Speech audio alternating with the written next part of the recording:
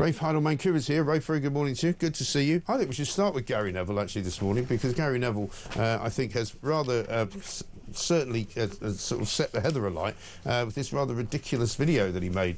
I don't know if he made it yesterday. I spotted it yesterday on X for the first time. And the only paper that's really picked it up as a good story is the Daily Mirror. Everybody else seems to think the guy's a complete and utter moron by basically coming out and saying that, you know, our country is divided, and the reason our country is divided is, one, because of Brexit, two, because of white middle-aged men. Nothing to do with crazed Islamists going around with knives trying to stab people to death inside synagogues. Yeah, absolutely right. I think he's desperate to take the crown from Gary Lineker as biggest plonker in Britain. I mean, this is a man with such luxury beliefs, right? Yeah. He lives in a rarefied golden cage. Yeah. He's got no reality of what life is like if you're living at the coalface of the dark side of diversity. Yes. Like those people who are actually the ones marching and saying and raise the flags. You know, that they are the backbone of Britain. They are the decent British folk, and they're tired of what they have to endure and what people like Gary Neville simply have no idea about. Yes, I mean, he's basically saying, when I was driving to Salford City last night, no doubt in his luxury car, he said, I saw 50 or 60 Union Jack flags. On the way back, I went down the road to where the Jewish community is, and he says, we're all being turned on. We're all being turned on each other. The division that's being created is absurdly disgusting, mainly created by angry, middle-aged white men who know exactly what they're doing. He said, on one of my development sites, because he's a property entrepreneur as well, he's worth hundreds of millions of pounds, this guy.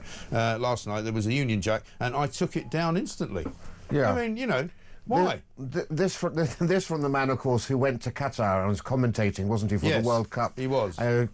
Trousering hundreds of thousands of pounds, saying, well, you know, I have to go there so I can make a statement. Well, as they said, have I got news from you? You can make a statement from home without going all the way over there. But look, the fact that Union flags are flying in the Jewish area of Manchester goes to show how closely the British people and the Jewish communities have felt for a long time. Of course. All those great marches you saw for the Jewish people in London, you saw the Israeli flag and you saw the British flag flying together. Right. I was in Northern Ireland. When I was in Belfast, wherever you saw the Irish flag, you had the Palestinian flag flying. That's right. When you were in loyalist areas, you saw the Israeli flag and the British flag flying. Yeah. That's why they were flying in Manchester. It was in solidarity with the people who had suffered those atrocities. Exactly right. Let's have a look at one of the clips from this little video that he put out. This is the first one we'll show you. I was driving home from Salford City last night. I was driving out to Salford City, going down a Littleton Road, seeing 60, probably 50 or 60 Union Jack flags. And I just kept thinking as I was driving home last night that we're all being turned on each other. And the division that's being created is absolutely disgusting. Mainly created by angry, middle-aged white men who know exactly what they're doing. I suppose it doesn't strike him as ironic that he's actually a middle-aged white man himself. Who knows exactly what he's doing as well. Who knows exactly what he's doing, yeah.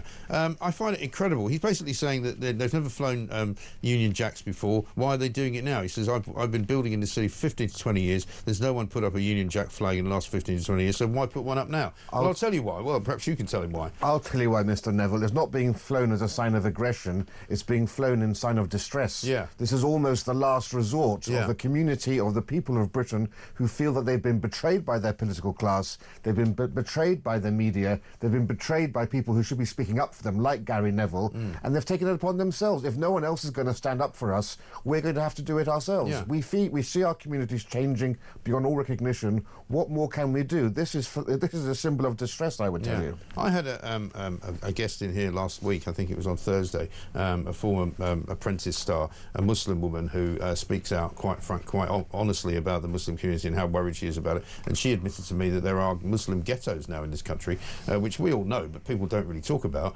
where you can't go as a non-Muslim person when English is not spoken, where, you know, English people are not welcome. You know, I'm afraid that is the reality, whether people like it or not, and that's why a lot of people feel that they should be flying British flags and England flags. And it's been like this for a long time. Professor Ed Hussein wrote a book called Among the Mosques, where he identified these no-go zones where white men feel afraid to go there. And white women certainly do. And white women white women would never dream of going through those areas. And even Professor David Betts from the Department of War Studies has also said that there are areas where the police have to ask permission from Muslim community leaders when they want to make a visit. And we saw that during the riots from after Southport, didn't we, last year, where there were Asian areas, Muslim areas, where the police didn't go, and they said quite openly to the community leaders in the mosque, well, we'll leave you guys to sort it out. Yeah. All right. Almost and drop your weapons off at the mosque as well. And don't worry about it. And we know from all the evidence that these segregated communities are twice as likely to be extremists. The people that live there are twice as likely to be extremists as Muslims who live outside of these ghettoized community. And these ghettos act like petri dishes for the cultivation of abhorrent cultural practices that have no place in this country. Honour killings, acid attacks, of course you've got the Muslim rape gangs and so forth. These are the forced marriages, arranged child marriages, everything that happens in these places, Sharia law. These are essentially settlements trying to impose upon this country their own politics, their own traditions, their own way of life. It's completely anathema to Britain, and people can see their towns and communities changing beyond all recognition from the places that they grew up in. So it's no surprise that they're flying the Union flag. Well, let's have another look at Gary Neville. This is him describing how he's been taking down Union flags. Funnily enough, on one of my development sites last week, there was a Union Jack flag put up, and I took it down instantly. And some people might be watching this and thinking, well, Gary, you're not very patriotic. I played my country 85 times. I love my country. I love Manchester and I love England. But I've been building in this city for 15, 20 years, and there's no one put a Union Jack flag up in the last 15 to 20 years, so why do you need to put one up now? Probably because in the last 15 to 20 years nobody put any Palestinian flags up either, but now you can't move for them. Well, and also the British people and the English people have been told that they're far right and they're racist, that they do these things, and that no longer works any longer. The English and the British have woken up, and they won't be told any longer that they're far right or racist for defending their country and celebrating their heritage, and that's what's changed. The changes, you see that with the rise of reform, is that we're no longer going to be lectured to by the media and political class who got us into this mess. And people like Gary Neville who, could buy a very, very large building and put a lot of migrants in it if he wanted to, and perhaps let them live there at his expense. Maybe he'd like to do that. Yes. What a good idea. Meanwhile, quite a lot of stories around about Jihad Al-Shamie. This is the guy, of course, who committed the murder at that mosque in Manchester. A couple of stories to mention. The Islamic terrorists, and we go back to the silo of dangerous extremism that some of these people live in. The Islamic terrorist, according to the Mail, who murdered a Jewish worshipper at a synagogue, was a marijuana-smoking bigamist who had a tangled love life with several women. He was also on bail for rape when he went on the rampage at the Heaton Park synagogue on Thursday. The Syrian-born killer, who was reportedly a father of three, was married to two women at the same time, and was obsessed with messaging women on a Muslim dating site called Muzzmatch, which I'd never heard of before, I must confess. That surprises me. More surprisingly, though, perhaps, and more worryingly, he was also apparently a follower of an extremist hate preacher who's from Kuwait, who's a firebrand cleric known as Sheikh Mishari Al-Afazi, I don't know if you know this guy, who made a string of racist and violence-stirring comments, including celebrating the October the 7th, 2023 atrocity. The thing that worries me is that this guy, one, has an account on X, right, which apparently Al-Shamie was following, but he also came on a UK tour earlier this year, and he spoke in London, in Birmingham, and in Manchester, right? So obviously a crowd of very willing and sort of available supplicants who were willing to carry out murderous sprees on his behalf.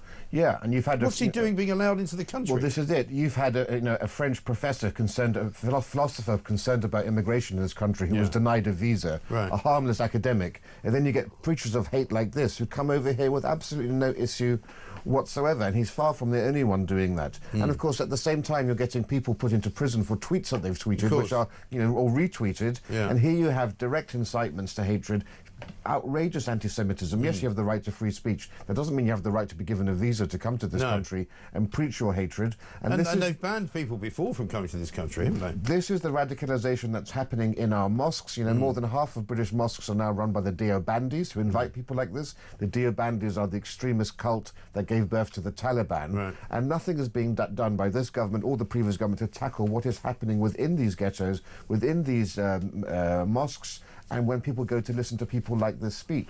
And of course, this is not just that. These guys also have very prominent YouTube channels, but they also have satellite TV channels that are beamed into people's homes, particularly in these ghettos. They're not watching any British television. They're watching channels from Qatar and elsewhere that preach absolutely abhorrent anti-Semitism, but because it's not happening in the English language, for some reason the authorities do nothing about it. Well, you would think, I would think anyway, it's a pretty easy win for the authorities and for Shabana Mahmood, who we'll hear from in a minute. If you want to kind of keep an eye on people who are doing bad things or might likely do bad things, maybe try and check who's following this character, you know, on Twitter. Sheikh Mishari Al-Afasi. I mean, if anybody in Britain is following his Twitter account, then I suggest you go round and knock on their door and go, excuse me, and let's have a look around and see what you're planning to do. Yeah, and there's a broader history because you've correctly highlighted the drug habit, the rape that was committed by this terrorist in Manchester. The number of these terrorists who have links to the criminal underworld or who have got criminal records or are violent and drug addicts, they're claiming to be good Muslims, and yet they are as far as you can get. There's a strong link between criminality and radical Islam. Well, look at his father. You know, his father comes out, and his father, it turns out, this guy, Jihad, who presumably named him Jihad, came from Syria. He works in the NHS as a surgeon, I believe, and he's living in a council house, presumably provided by the local council in Manchester. He comes out initially and says, you know, we disown our son. This is a terrible thing that he's done. We would not encourage radical Islam, or we would not encourage anything like that. Then it turns out that somebody found a Facebook post that he'd made on October the 7th, celebrating the Hamas killings and the Hamas incursion into Israel, calling them men of God and calling them martyrs. What a surprise! I mean, how surprising from someone who names their son Jihad. I mean, that would be like, you know, some sort of German naming their Nazi, making their son Mein Kampf or something like this.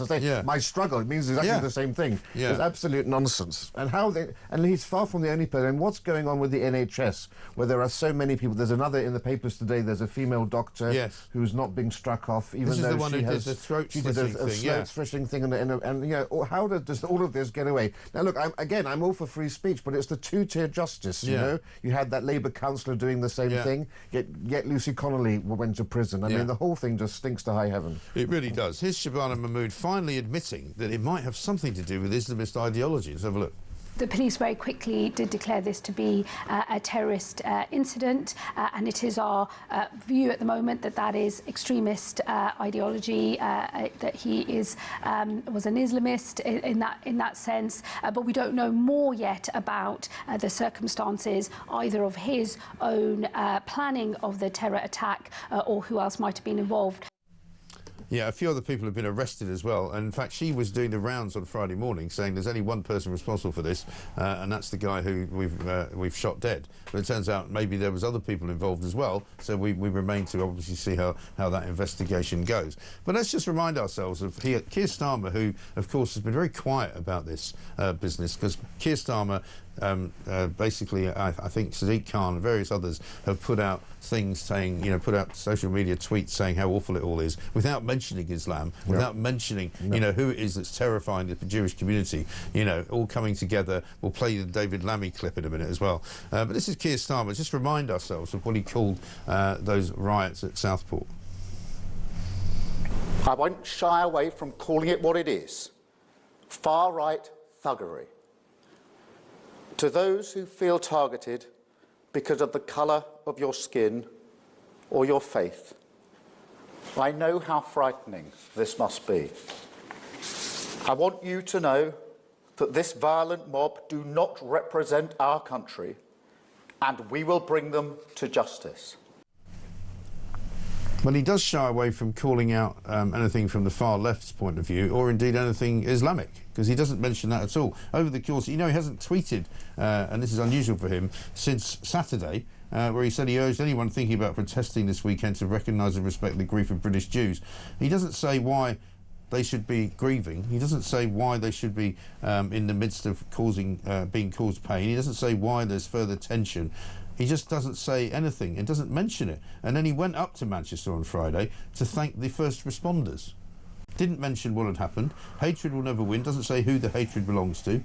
The vile terrorist attack that he mentions 3 days ago says people were attacked because they were Jews. Doesn't say who did the attacking. Doesn't call out the far left or indeed the Islamists for being responsible. And I think this goes across the entire Labour Party. I don't think anybody, apart from Mahmood, who just said Islamists there. The word Islam... she blurted the word out with some pain. She had no choice. Look, let's be clear here, right? People are keeping their heads in the sand about this. Yeah. There are 43,000 people on the MI5 terror watch list. Yeah. Over 90% of them are jihadis, right? That's larger than the size of Hamas on October the 7th. Right. That's larger than the size of ISIS in 2014 when they invaded Iraq. And that's just the people who are here. Those are just the people who are here. But, you know, yes, the majority of Muslims in this country are well-adjusted and integrated. That should be celebrated. But according to polling, at least 9% of Muslims identify as being Islamist extremists in this country. Yeah. This is a huge issue. The first duty of any government is to secure the safety and the security of the nation and its people.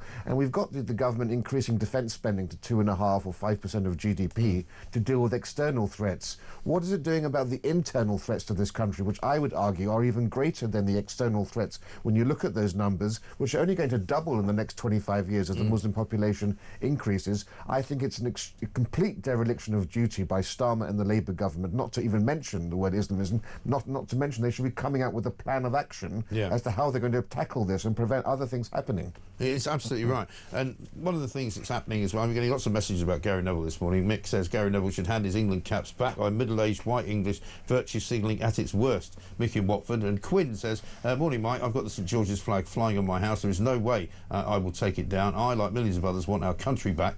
And that's Quinn in Rotherhithe. And one from Matthew. What a traitor to our flag Gary Neville is. Perhaps he wasn't complaining when he was being paid fortunes to play under it.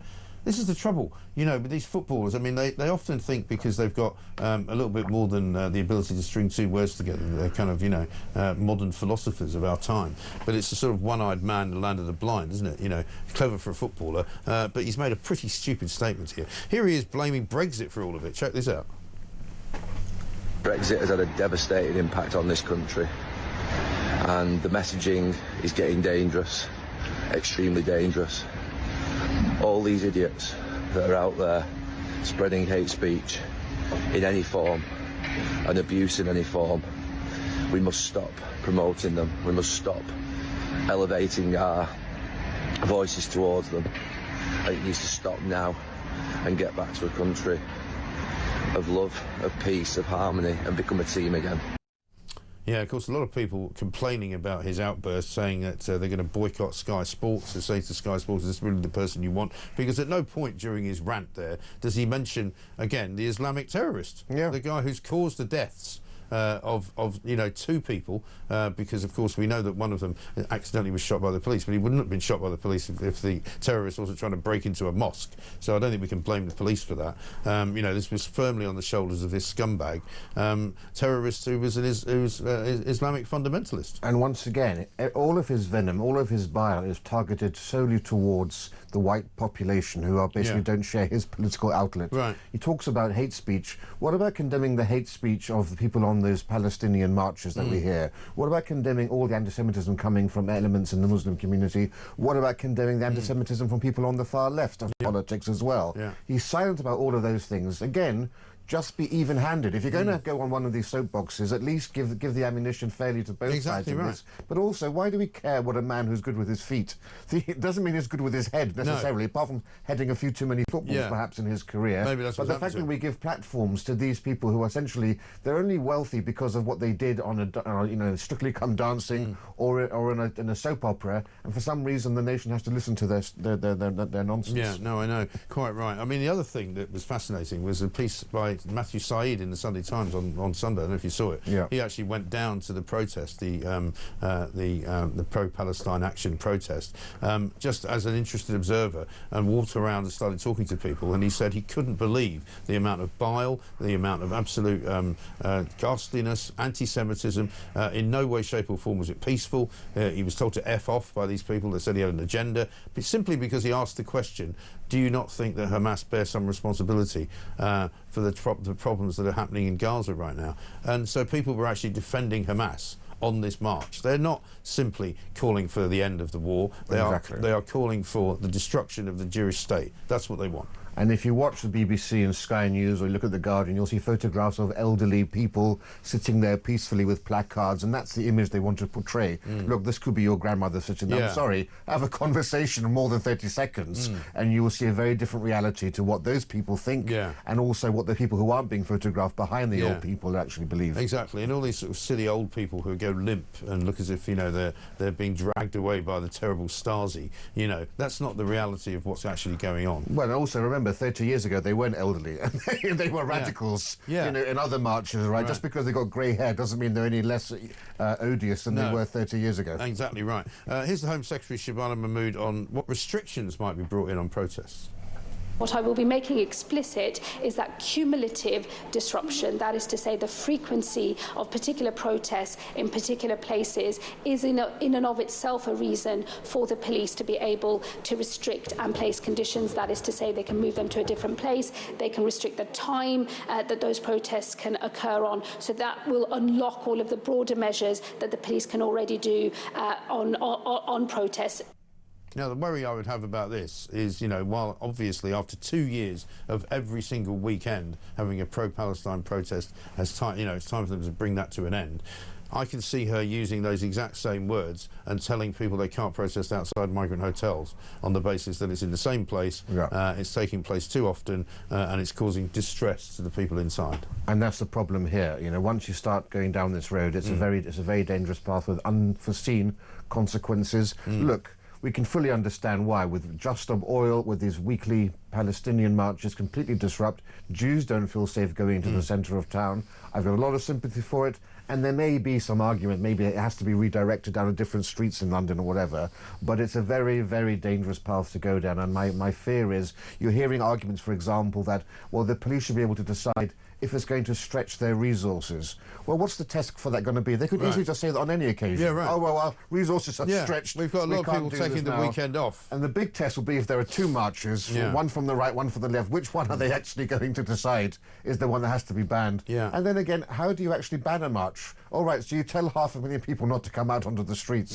If they choose to come out, what are you going to do about it? I think the problem here is that London has become this kind of ridiculous kind of performative space, and it has been even from before the time of October the 7th, you know, during the whole kind of post-COVID era, shall we say, when you had Just Stop Oil, when you had, you know, suddenly it was, you know, I'm not here very often at the weekends, and there's good reason for it, because in the centre of London, there's always somebody bloody marching around, and you just think, you know, it's not just an exhibition space, you know, people actually do live here, people do have businesses here, but it's been allowed to turn into a kind of, you know, an operation where everybody comes here to demonstrate. You know, I was in Oxford Street once a couple of years ago, and I came out of Bond Street Station, and there was this massive march going down Oxford Street, closed off all the street, and it turned out it was some, you know, little-known African republic where people were demonstrating about some kind of, you know, horrible injustice that was going on. It wasn't Congo, but somewhere like that. And I'm going, why are they marching here? You know, why are they suddenly marching down Oxford Street?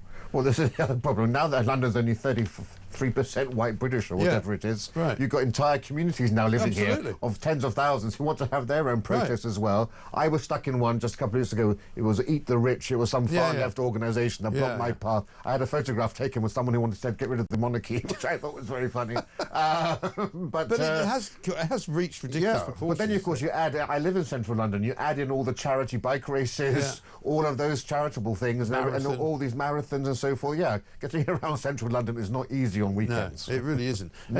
Naked bike rides as well. Yeah, that should definitely ban that. That's absolutely a ghastly situation. Now, coming back, we'll play you some footage of David Lammy getting booed and John Swinney getting booed by Jewish audiences, both of whom deserved it richly, I would say. 6:29.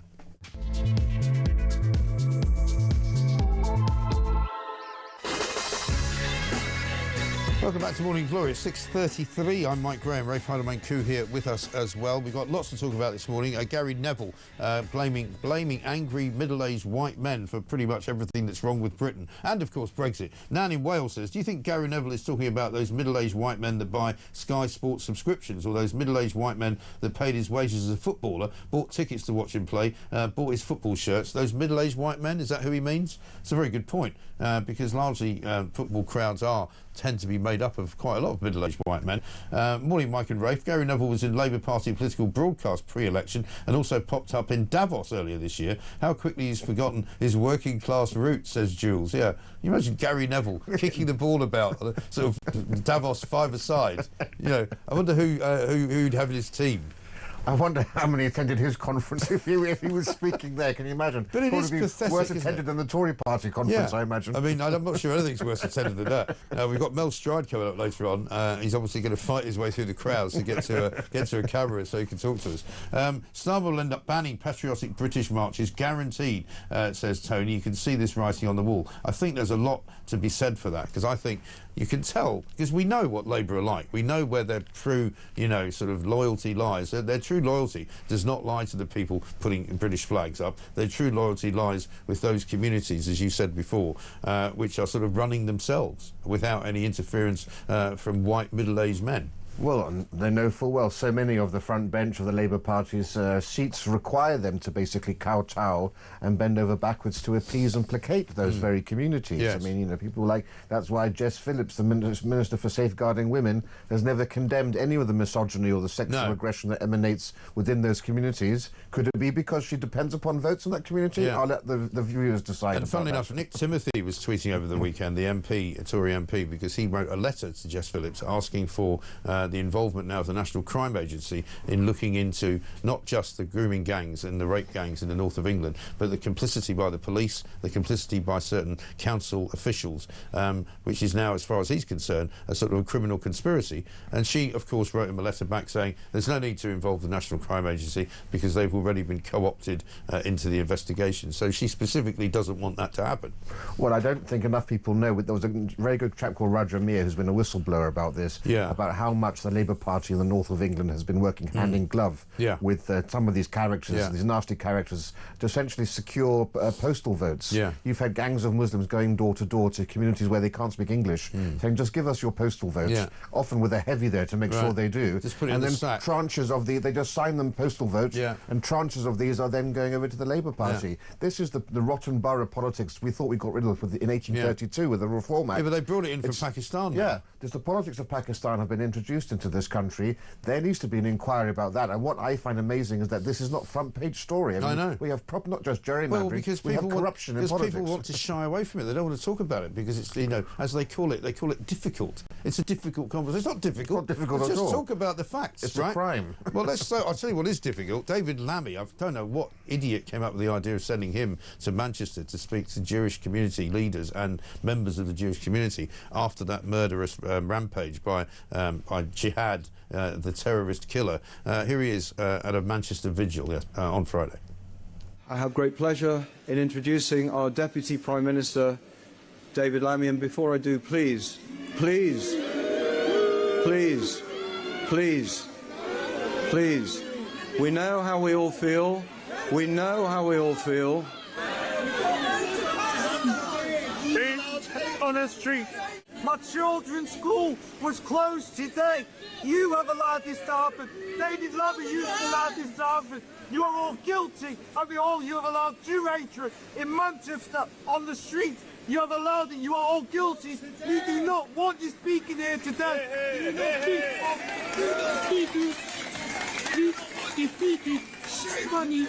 Shame on you. Shame on you. Shame on you. Shame on you. Shame on you. And after that, they managed to quieten down the crowd, and he started. You know how he started his speech? Friends. And you just go, I mean, how completely tone deaf can you be? I mean, even if it says that on your little bit of paper, you might actually start by saying, look, I appreciate how you feel. I'm terribly sorry. I'm here to represent the government.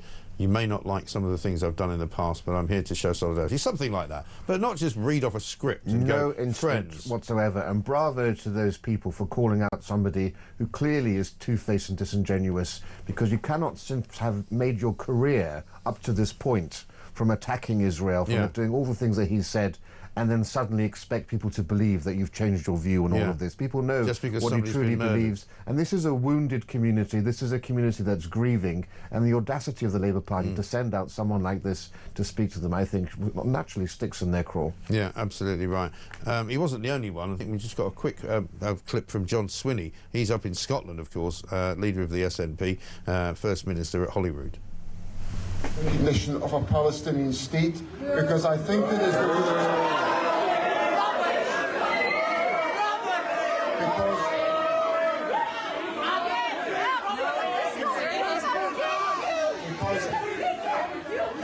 because I believe it. Because I believe it to be the necessary route to securing peace in the Middle East.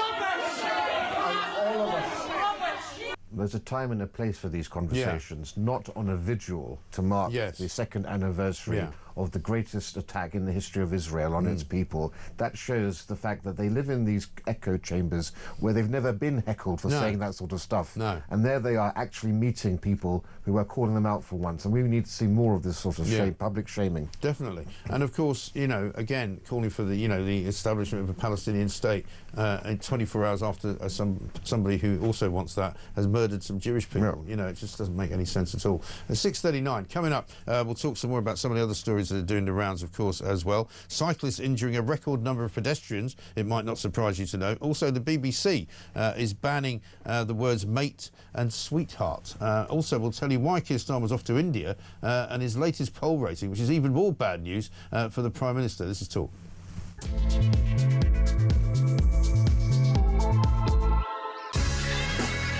Welcome back to Morning Glory, 6:42. I'm Mike Graham with you all the way through, of course, until 10 o'clock. Mel Stride coming up in a little while from Tory Party Conference, which is going on up in Manchester without terribly much ado, it has to be said. Keir Starmer, meanwhile, is going to go to India, Rafe, on Tuesday to meet Prime Minister Modi. It says here he's going to reaffirm the shared vision of India and the UK.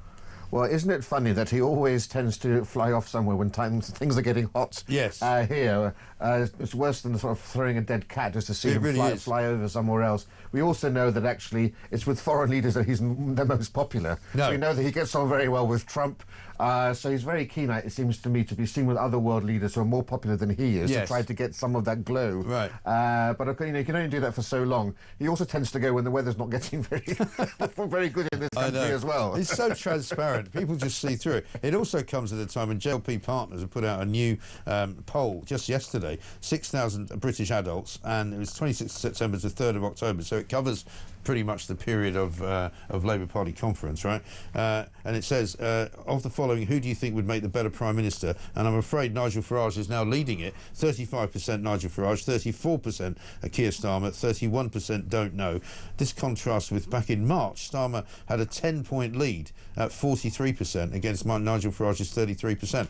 So he's lost effectively a 10-point lead. Yeah, and this was the last poll that showed Labour in a good light. So everything else they were failing, but in terms of being Prime Minister, Starmer had a slight lead. That's completely gone. Just goes to show that reform is unstoppable, because there's another poll out showing that even if the Tories replace Kemi Badenoch, any of her replacements, including Robert Jenrick, would fare worse against Farage than even Kemi Badenoch herself. Yeah, I mean, Tory Party Conference is not looking terribly like a good place to be at the moment, even if you're a leader of the Tory Party, because it's just there's just nobody. And I saw that Kemi Badenoch's speech yesterday, she was making it in front of a sort of a new slogan about strengthening borders, and you just think, you're having a laugh. Well, the thing is now, you know, the Tory party is now in the same territory as the Lib Dems and the Green Party. They can say whatever they want to. They can make any promises they want to, because nothing's ever going to happen with any of it. You know, it's the centenary of Margaret Thatcher this week, actually.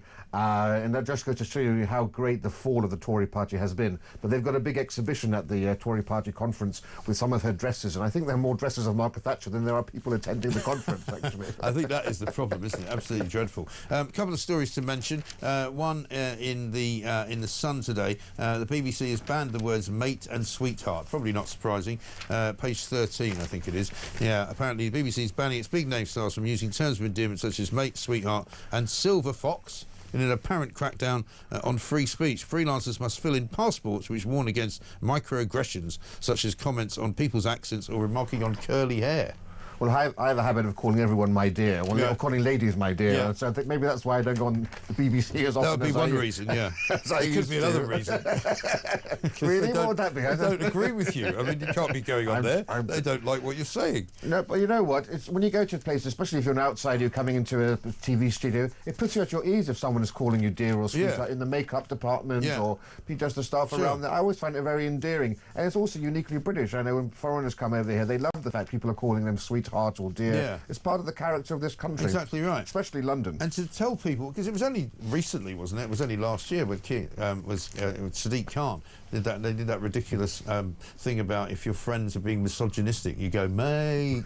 Do you remember that? You know, mate, what are you doing, mate? I presume they'll have to can that now. Where all the misogynists were young white men and they were being told off by ethnic minorities. Yeah, exactly right. Mate, don't say that. The other one I like is on page 25 of The Sun. A number of OAPs admitted to hospital for snorting cocaine has soared by a third in 2 years. Several people in their 90s apparently being admitted. I mean, there's obviously plenty more life in the old dog yet, as they say. Well, they don't make them like they used to, because I think drug use has gone down amongst teenagers. And now we know where it's going. It's going to other people's pensions. It's like that film Little Miss Sunshine. Do you remember where the grandfather was snorting cocaine in the back of the family car as they were sort of driving across the Midwest, and he eventually had a heart attack and died? Quite a funny movie. Is that dandruff, Grandad? No, it's not. No, it really isn't. And finally, I think we've got the pictures of James Bond. They've reworked James Bond. So apparently all of the posters for old James Bond films, which normally show people like Sean Connery, Pierce Brosnan, and even Daniel Craig with guns in various ways, shape or form, they've airbrushed the pictures to take the guns out. It's the man. So James Bond is a man with no... The man with a missing gun. Yeah, there it is. See, there's the first one with GoldenEye, holding a big gun with a bit of a silencer on the end, Pierce Brosnan. Dr. No Gun. Dr. No Gun, they could call that. What's going on? But the crazy thing is the 007 logo is a gun itself, and they've kept the logo in as well. The thing is completely stupid. This is the thing, isn't it? This is why these revamps never work, because it just looks idiotic. Well, what do you expect you're going to get when you watch a James Bond film? I mean, he's got a license to kill. What's he going to kill If you don't with? like guns, you might click on that, watch the film, and then you have a heart attack. Yeah, be really shocked. And license to kill. So what are they going to change the phraseology as well? License to slightly injure? Or license to make it a citizen's arrest? Dr. No Gun, as we have there. Dr. No Gun is very good, yeah. Gold. I mean, it's just mad, isn't it? Ridiculous. Anyway, listen, Rafe, great to see you. Thank you very much indeed. It's a good start to the week. There's plenty to get your teeth into, plenty to get stuck into. Coming up, we're going to speak to Mel Stride, who's up at Labour Conservative Party conference in Manchester. Rafe, thanks very much again. We'll see you soon. This, of course, is Morning Glory. Back after this.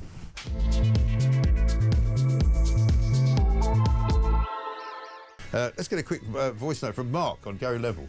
Well, it's difficult to describe how I feel about Gary Neville without using an expletive, so I'm not going to even bother to try, to be honest, because I'd just end up swearing.